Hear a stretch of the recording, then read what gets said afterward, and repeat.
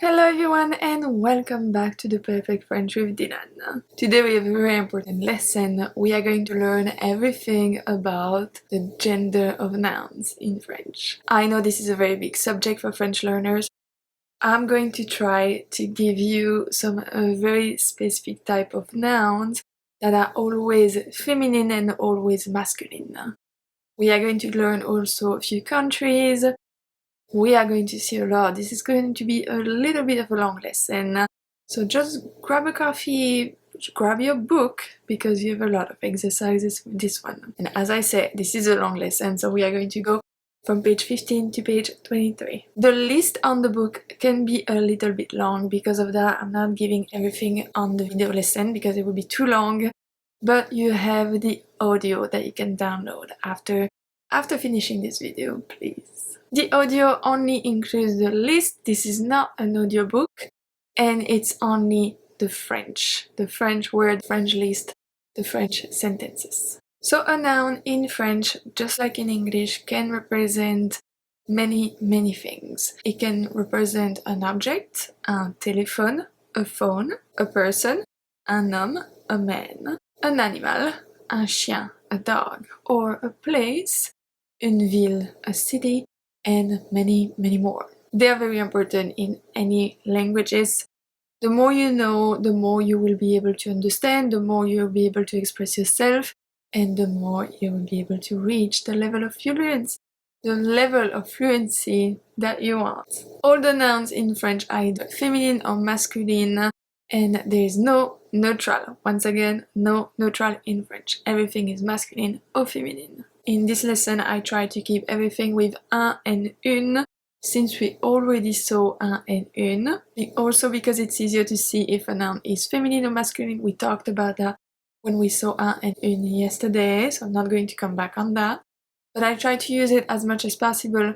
Sometimes I had to use other articles, and I will talk about it when we come to it. So let's start. Sometimes in French, the gender of noun is very easy to understand. If you say un garçon, obviously this is masculine. If you say une fille, obviously this is feminine. Same for un homme, une femme, or un oncle, une tante. This is what we call the obvious gender. Very easy to understand. I'm not going to spend more time on this one. So that's the first step of French learner, the easiest one. Then we have the 90% rule. And I always advise you to use that when you start learning French. Don't use it too long. Or if you really see a word and you don't know the gender, you can also use that rule, but it only works 90% of the time. And as usual in French, the 10% is obviously what we use the most. So yeah, just use that at the beginning, don't use it too much. But the 90% rule is that 90% of the word ending in e, my e, your e, are feminine. Any other letter, 90% of the time, is going to be masculine. Une plante, une fenêtre, une couverture. Obviously, this rule only works for the spelling when you read, because when I pronounce it, since we don't pronounce the last letter of the word, which is usually a, and in this case it's a, that doesn't give you any indication of the word, of the gender, if I just read it. So this only works for spelling.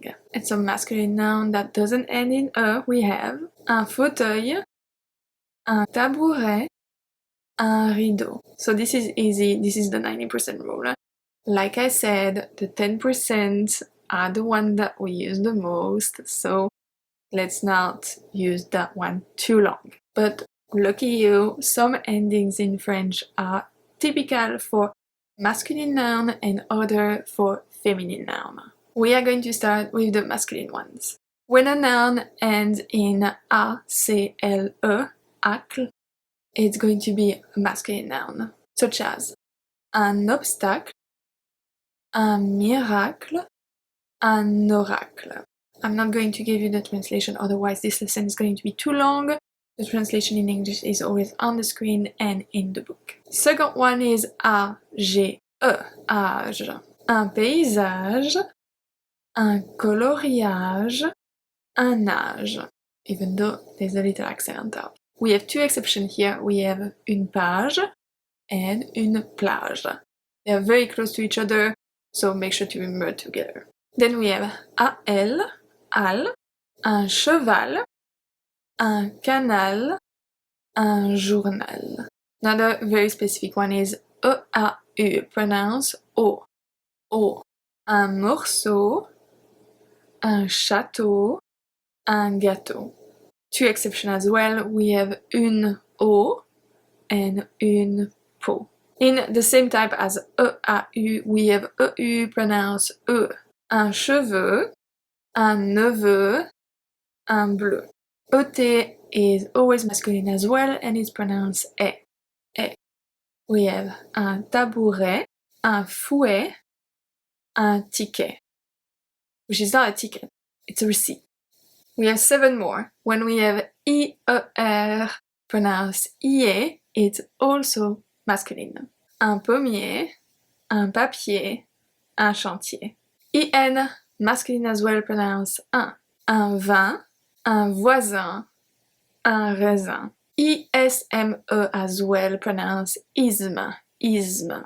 Un organisme, un prisme. MENT, pronounced ment. Un changement, un argument, un jugement.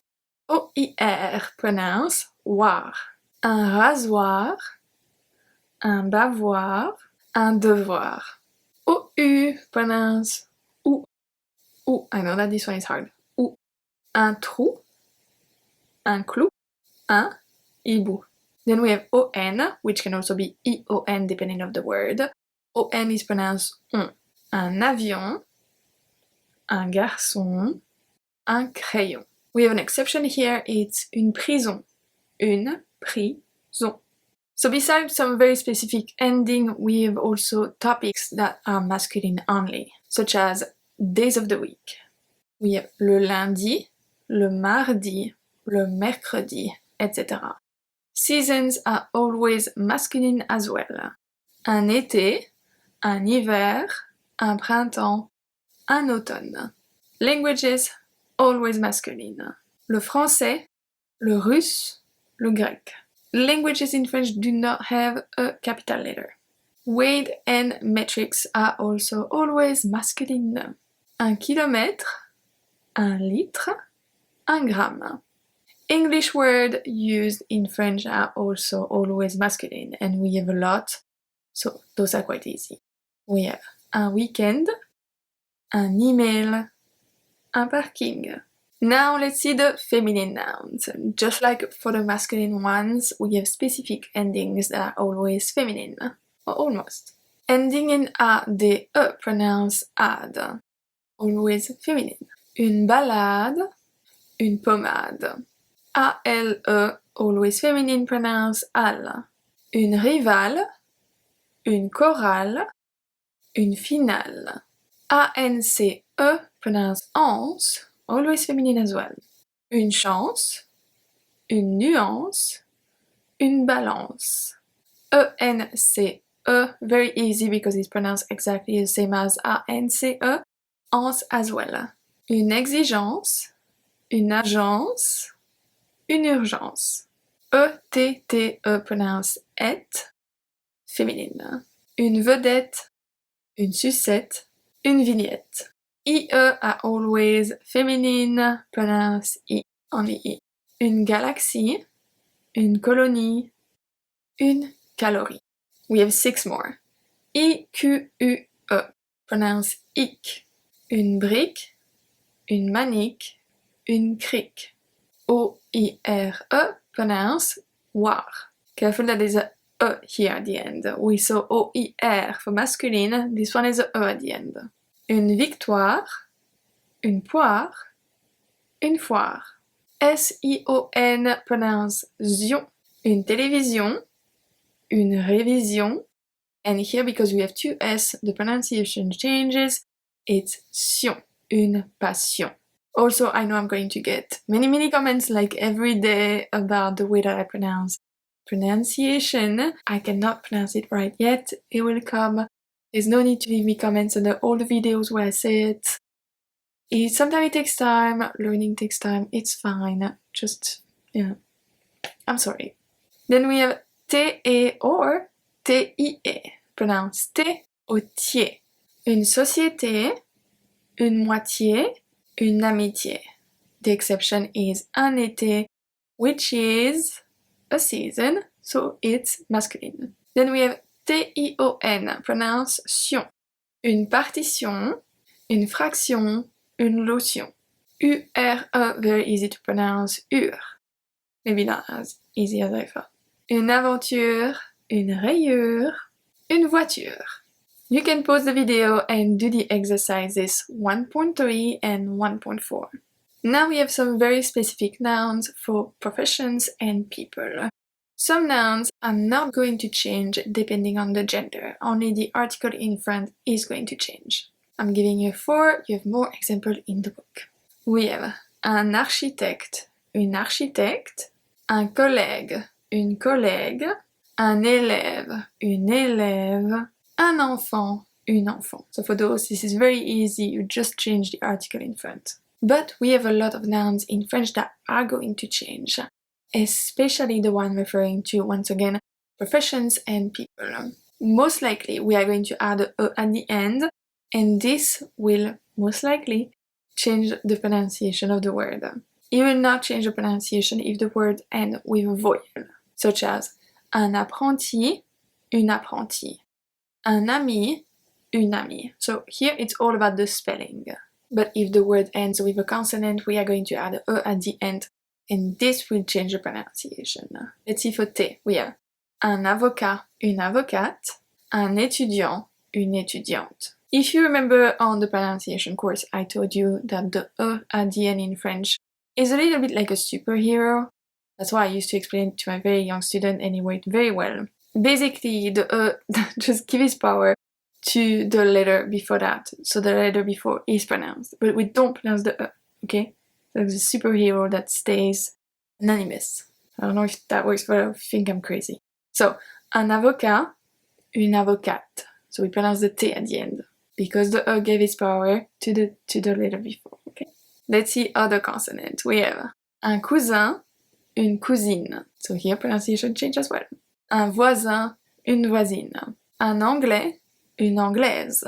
Also apparently a just disappear when I wrote the book, I don't know. Un français, une française. Sometimes adding a is not always enough, so some spelling are going to change. We sometimes have to add an accent. The ending er is going to become e, r, e. Un infirmier, une infirmière. Un boulanger, une boulangère. When the ending is e-u-r, we are going to have e-u-s-e for the feminine. Un coiffeur, une coiffeuse. Un chanteur, une chanteuse. When the masculine is I-E-N, we are going to have I-E-N-N-E. Un pharmacien, une pharmacienne. Un diététicien, une diététicienne. O-N becomes O-N-N-E. In 2 very specific cases, it's not as common. We have un patron, une patronne, and then we have un baron, une baronne. All the rules that we are seeing right now are going to be very useful when we see the adjectives in French. You will understand later why, but make sure to study very well the rule that we are seeing now, so later it will be much easier.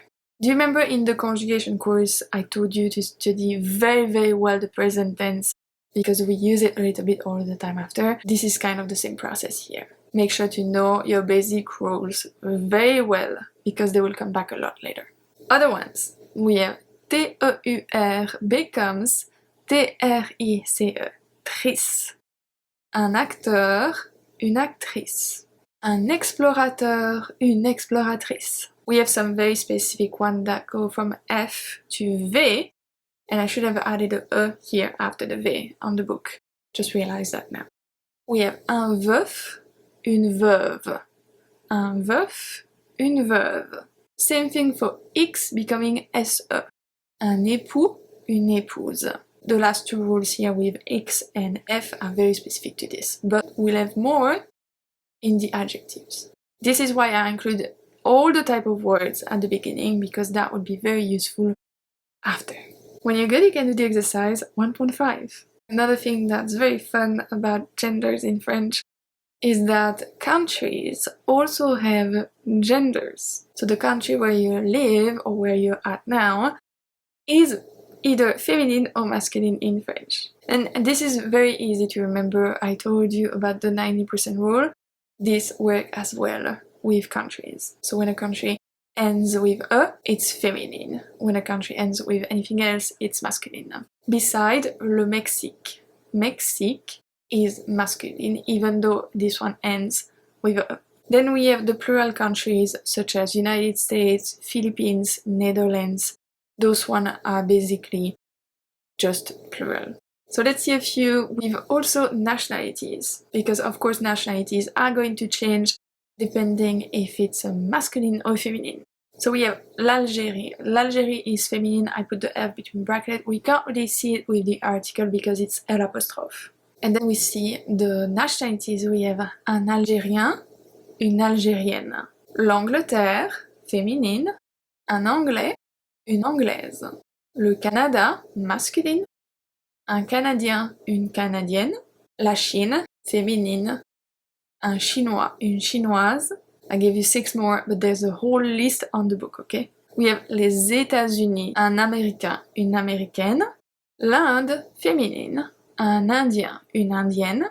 Le Japon, masculine. Un Japonais, une Japonaise. Les Pays-Bas, masculine. Un Néerlandais, une Néerlandaise. La Russie, féminine. Un Russe, une Russe. Le Vietnam, masculine. Un Vietnamien, une Vietnamienne. Don't forget that if you bought the book, you also have access to the audio for the whole list. And then you can do the exercise 1.6. 2 more points and then we're done, I swear. I'm sorry this lesson is very long, but we really covered everything. Now we have nouns with a specific gender, no matter if the person is feminine or masculine. Let's see a few. Un bébé is always going to be masculine, no matter if it's a girl or a boy. No matter. Une star, a star, always feminine. No matter if it's, I don't know, Tom Cruise, doesn't matter. The Rock, doesn't matter. Oops. Une vedette, this is another term for star as well, always feminine. Une victime, always feminine. And then we have a few that are very confusing because it's basically the same noun with different gender, different meaning. If you say le mort is a dead person. But if you say la mort, it's the death. So that's good to know. If you say le chèvre, this is goat cheese. If you say la chèvre, this is the goat. Poêle, le poêle is a stove. La poêle is a pan. Vase, le vase is the vase to put the flower in. But la vase is the mud. But actually the mud, the one underwater. You can't say la vase if you just see it on the ground. That's la boue. Different. We have a long list in the book. The other one you're not going to encounter them too much, but I still added them to have a complete lesson because I like my lesson to be very complete. That's it for today. I will see you tomorrow for another long lesson because tomorrow we are going to learn the plural of nouns. À demain.